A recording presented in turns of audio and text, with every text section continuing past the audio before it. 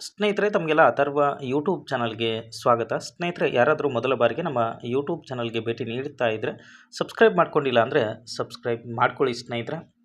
ಸ್ನೇಹಿತರೆ ಸುಮಾರು ಜನ ಪ್ರಶ್ನೆಯನ್ನು ಕೇಳ್ತಾ ಇದ್ದೀರಿ. ಸೊ ಮುಂಬರುವಂತಹ ಒಂದು GPSTR, HSTR ಮತ್ತು PSTR ಪರೀಕ್ಷೆಯಲ್ಲಿ ನೆಗೆಟಿವ್ ಮಾರ್ಕಿಂಗ್ ಅಂತಕ್ಕನ್ನೋದು ಇರ್ತದ ಅಂತೇಳಿ.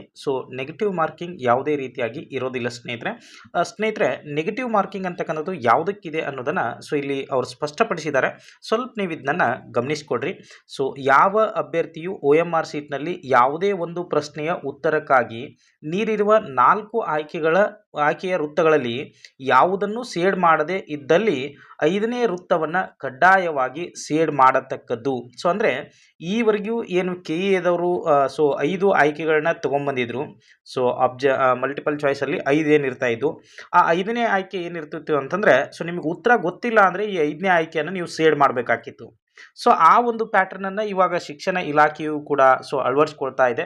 ಹೇಳ್ತಾ ಇದ್ದಾರೆ ನೋಡಿ, ಒಂದು ವೇಳೆ 5ನೇ ವೃತ್ತಗಳಲ್ಲಿ ಯಾವುದಕ್ಕೂ ಸೇಡ್ ಮಾಡದೇ ಇದ್ದಲ್ಲಿ ಅಂತಹ ಪ್ರಶ್ನೆಗಳ ಸಂಖ್ಯೆಗಳಿಗೆ ಅನುಗುಣವಾಗಿ ಗಳಿಸುವ ಅಂಕದಲ್ಲಿ ಪ್ರತಿ ಅಂತಹ ಒಂದು ಪ್ರಶ್ನೆಯಿಂದ 0.25 ಅಂಕಗಳನ್ನ ಕಡಿತಗೊಳಿಸಲಾಗುವುದು. ಅಂದರೆ ನೀವು 5ನೇ ಅಂಕ ಯಾವಾಗ ನಿಮ್ಗೆ ಉತ್ತರ ಗೊತ್ತಿರಲ್ಲ, ಆವಾಗ 5ನೇ ಆಯ್ಕೆಯನ್ನು ನೀವು ಟಿಕ್ ಮಾಡಲೇಬೇಕು.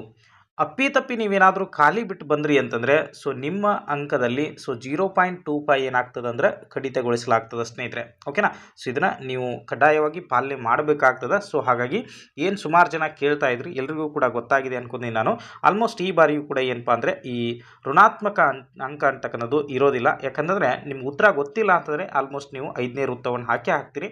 ಯಾರು ಅದನ್ನು ನೆಗ್ಲೆಕ್ಟ್ ಮಾಡಿ ಬರ್ತೀರಿ ಅಂಥವ್ರದ್ದು ಮಾತ್ರ ಏನಾಗ್ತದೆ ಅಂದರೆ 0.25 ಕಟ್ ಆಗ್ತದೆ ಸ್ನೇಹಿತರೆ. ಓಕೆನಾ? ಆಲ್ಮೋಸ್ಟ್ ಎಲ್ರಿಗೂ ಕೂಡ ಗೊತ್ತಾಗಿದೆ ಅನ್ಕೋತೀನಿ. ನಿಮ್ಗಿನ್ನೂ ಏನಾದರೂ ಮಾಹಿತಿ ಬೇಕಿದ್ರೆ ಕಮೆಂಟ್ಸಲ್ಲಿ ತಿಳಿಸಿ. ಜೊತೆಗೆ ನಮ್ಮ ಒಂದು ಟೆಲಿಗ್ರಾಮ್ ಗ್ರೂಪ್ ಕೂಡ ಇದೆ.